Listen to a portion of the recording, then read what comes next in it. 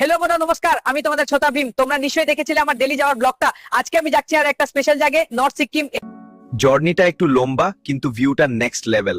পাহাড় দেখলে মনটা অটোমেটিক ফ্রেশ হয়ে যায়। আজকে আমি গাংটকে থাকছি। হোটেলটা ছোট কিন্তু ভিউটা খুব সুন্দর। পাহাড়ে থাকলে লাক্সারি না, পিসটা important. Good morning from Gangtok. এখানকার হাওয়াটা ঠান্ডা আর খুব শান্ত। এমজি মার্গে ঘুরতে ঘুরতে মনটা ভালো হয়ে গেল। এই হলো সিকিমের মোমোর থুকপা। গরম, সিম্পল আর খুব টেস্টি। পাহাড়ের খাবার মনে শরীর দুটোর জন্যই ভালো। এখন আমরা যাচ্ছি নর্থ সিকিমের দিকে। রাস্তা একটু ভয়ানক কিন্তু ভিউ পুরো রিওয়ার্ড।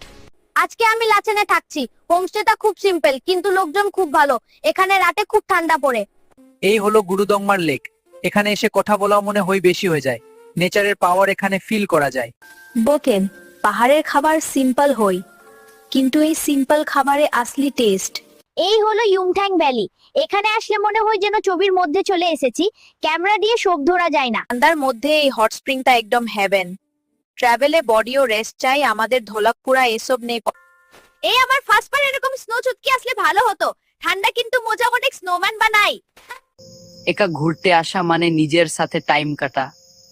নর্থ সিকিমা তোমরা এসো কিন্তু দেখবে জদ কিরম বলে 7 ডিনার জার্নি আজকে শেষ, কিন্তু এই মেমোরিজ থাকবে সারা জীবন।